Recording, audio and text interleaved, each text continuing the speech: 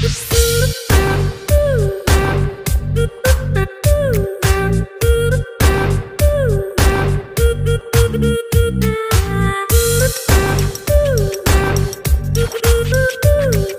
students and welcome back to our class. So we have already covered a lot in the unit in first unit judiciary, and today we'll start with appointment, training, retirement and removal of judges. The very first concept we are going to cover is appointment of judges, constitutional mandate. Now actually this is how constitution requires appointment of judges to be conducted. The method of appointment of judges is given in the Constitution of India. Article 124 of Constitution. Every judge of the Supreme Court shall be appointed by the President after consultation with such of the judges of the Supreme Court and of the High Courts in the states as the President may deem necessary. So it's Article 124 which deals with appointment of judges. And it says कि supreme court के जो जज होते हैं, every जज of supreme court में एक जज नहीं होते, बहुत सारे जज होते हैं, हमने ये पहले भी पढ़ा था. एवरी जज सुप्रीम कोर्ट के सारे जजेस कौन अपॉइंट करता है? प्रेसिडेंट. कब अपॉइंट करते हैं? कंसल्टेशन विद जजेस, अदर जजेस ऑफ सुप्रीम कोर्ट. भाई ऐसा तो नहीं है ना कि बिल्कुल अभी कोई भी जज नहीं है सुप्रीम कोर्ट में और उन्हें फाइनली कोई जज अपॉइंट करना है, ऐसा तो नहीं है. ऑलरेडी सुप्रीम कोर्ट में कुछ जजेस हैं, अब उन्हें कोई नए रिक्रूटमेंट करना है तो वो जो बाकी के जजेस हैं उनके साथ कंसल्ट करेंगे, प्लस हाई कोर्ट के जजेस के साथ कंसल्ट करेंगे और उसके बाद वो डिसीजन लेंगे. अपॉइंटमेंट ऑफ जजेस other than chief justice of India and the chief justice must be consulted. अब चीफ जस्टिस के सिवा और जो भी अपॉइंटमेंट करने हैं उसमें चीफ जस्टिस भी उसकी भी कंसल्टेशन लेनी चाहिए, उनका भी ओपिनियन लेना चाहिए, उनसे कंसल्ट करना चाहिए. भाई chief justice of India is a very important powerful position. Article further provides for the qualification required to become a जज एट द सुप्रीम कोर्ट. अब इस आर्टिकल में हमें बताया गया कि क्या क्या क्वालिफिकेशन होनी चाहिए. सिटीजनशिप ऑफ इंडिया, ये तो बहुत ऑब्वियस है. has been for at least 5 years a judge of a high court or of 2 or more high courts in succession. कम से कम कितना एक्सपीरियंस होना चाहिए हाई कोर्ट जज का? 5 years का. ठीक है. और ऐसा कैसे हो सकता है? भाई सपोजिटली कोई 2.5 ईयर के लिए यूपी का रहा जज, ओके, उसके बाद 2.5 ईयर के लिए ही वो उत्तराखंड के रहे. अब इसका मतलब क्या हो गया? वो एक साथ 5 ईयर का टेन्योर नहीं पूरा किया है उन्होंने, पर टेन्योर तो पूरा किया है उन्होंने. ठीक है. तो मिनिमम उन्हें कितना एक्सपीरियंस होना चाहिए? 5 ईयर्स का. Has been for at least 10 years an advocate of a high court और ऑफ 2 और मोर सच कोर्ट्स इन सक्सेशन. और क्या कह रहे हैं ये? कम से कम क्या होना चाहिए? 10 साल का एक्सपीरियंस होना चाहिए हाई कोर्ट के जज का, एडवोकेट का, plus distinguished jurist in the opinion of the president. क्या होना चाहिए? डिस्टिंग्विश्ड जूरिस्ट होने चाहिए. वो उनके जो लीगल सेंसेस हैं, उनका जो बीइंग अ जज है, उनके जो लॉ और कंसेप्ट ऑफ लॉज हैं वो एक्सेप्शनल होने चाहिए. भाई प्रेसिडेंट को लगता है कि ये इंसान वाकई में मे बी और जो अबव एक्सेप्ट दिस जो अदर रिक्वायरमेंट्स हैं उन्हें फुलफ़िल ना कर पा रहा हो, पर वो बहुत डिस्टिंग्विश्ड है, बहुत अच्छा है, तो उसे भी कंसिडर किया जा सकता है. The procedure for appointment of जजेस at the high court has been enshrined in article 217 of the constitution. अब हम कौन से जजेस की बात कर रहे हैं? हाई कोर्ट के. The article prescribes that every judge of high court shall be appointed by the president after consultation with the chief justice of India, the governor of the state, जिस भी state के लिए appoint कर रहे हैं, and in the case of appointment of judge other than the chief justice of high court concerned. ठीक है. Chief justice of high court को भी डिस्कस करना चाहिए. अगर हम until unless already chief justice of high court को ही appoint करने की बात ना कर रहे हो, भाई अगर हमें आपको अपॉइंट करना है तो हम आपसे थोड़ा ना कंसल्ट करेंगे, पर अगर हमें किसी और को अपॉइंट करना है तो हम आपसे कंसल्ट कर सकते हैं। क्वालिफिकेशंस ऑफ हाई कोर्ट जज include again citizenship of India.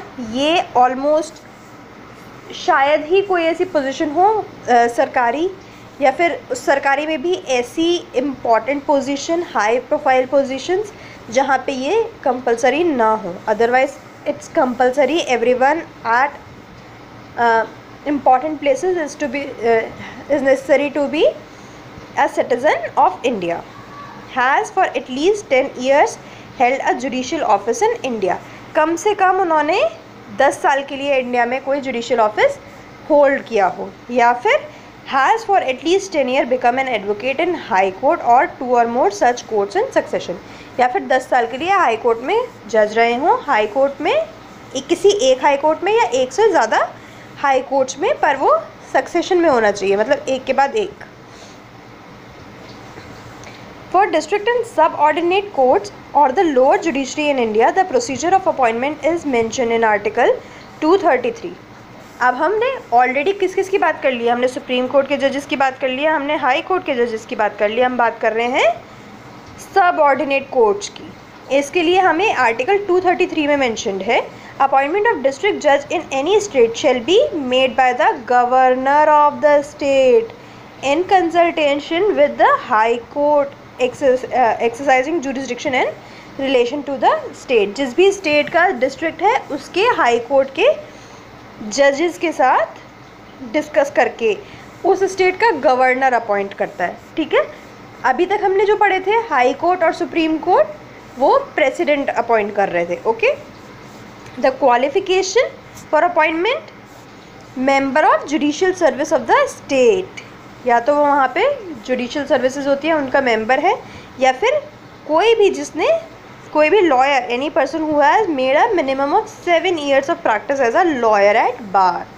Bar lawyers की एसोसिएशन होती है, तो जो भी उनके रिस्पेक्टिव एसोसिएशन वहाँ से एनरोल करके उन्होंने मिनिमम 7 years के लिए प्रैक्टिस की हो तब।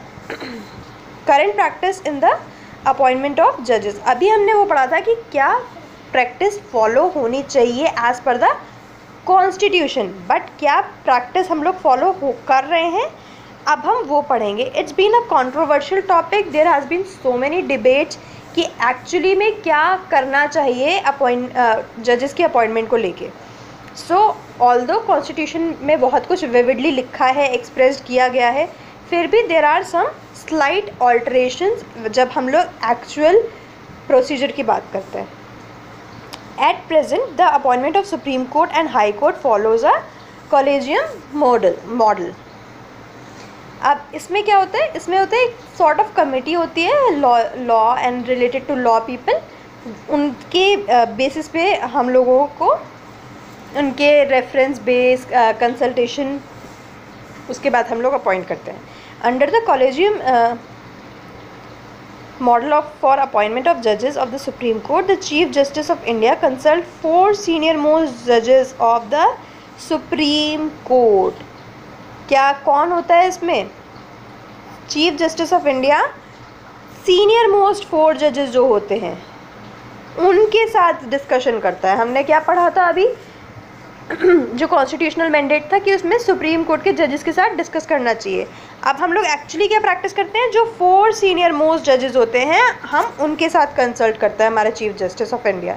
Chief justice of India sends his recommendation to the union minister, उसके बाद वो अपनी रिकमेंडेशन भेजते हैं यूनियन मिनिस्टर के पास। ठीक है, union minister of law and justice who then put up the same to prime minister. वो किसको देते हैं? Union minister of law and justice prime minister को, और प्राइम मिनिस्टर किसे एडवाइस करते हैं? प्रेसिडेंट को। सो अल्टीमेटली अपॉइंटमेंट तो प्रेसिडेंट ने ही किया as per the constitutional mandate, पर प्रोसीजर ये फॉलो होता है जो हमने नहीं पढ़ा था कॉन्स्टिट्यूशनल मैंडेट में। ठीक है, एक्चुअली ये प्रोसीजर फॉलो होता है। For high court the collegium comprises of chief justice of high court and 2 senior most जजेस ऑफ द हाई कोर्ट। ठीक है, यहाँ पे कौन आ गया? पहले हमने चीफ जस्टिस ऑफ इंडिया पढ़ा बोल था सुप्रीम कोर्ट के केस में, हाई कोर्ट के केस में chief justice of high court, and 2 हमने सुप्रीम कोर्ट के केसेस में क्या पढ़ा था? For the appointment of supreme court of जज ऑफ सुप्रीम कोर्ट, अभी लास्ट स्लाइड में पढ़ा था कि 4 सीनियर जजेस को कंसल्ट करते हैं, इसमें 2 सीनियर जजेस हैं of the high court. The chief justice convey his recommendation to the chief justice of the state and the governor of the state. Exactly वही हो रहा है ऑलमोस्ट जो हम लोगों ने सुप्रीम कोर्ट के केस में पढ़ा है, बट यहाँ पे स्टेट लेवल पे आ जाता है. ठीक है, क्या चीफ मिनिस्टर जो हमारे चीफ जस्टिस हैं वो किसे कन्वे करेंगे? Chief minister of the state and the governor of the state, who in turn send their views directly to the union minister of law and justice. अब क्या हुआ, पूरे डिस्कशन के बाद उन्होंने चीफ मिनिस्टर जो है स्टेट के उन्हें इन्फॉर्म कर दिया और गवर्नर को इन्फॉर्म कर दिया. अब वो क्या करेंगे, वो अपने व्यूज़ कि भाई जो कमेटी ने जो कॉलेजियम प्रोसेस के थ्रू कमेटी ने डिस्कस किया है वो ये है. ठीक है, हमारी राय में इन्हें बनाना चाहिए हाई कोर्ट का जज.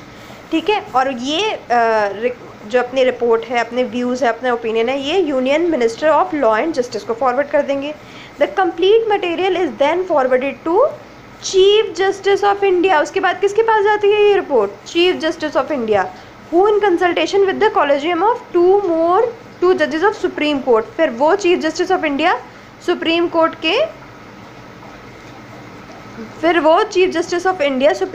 के दो सीनियर जजेस के साथ डिस्कस करेंगे. उसके बाद क्या होगा, अपनी recommendation union minister of law and justice को भेजेंगे. Union minister of law and justice then put up the same to prime minister, who will advise the president in the matter of appointment. अब आप देख रहे हैं, जब हमने constitutional पढ़ा था हम लोगों ने एक डायरेक्टली देख लिया, अच्छा ये होना चाहिए.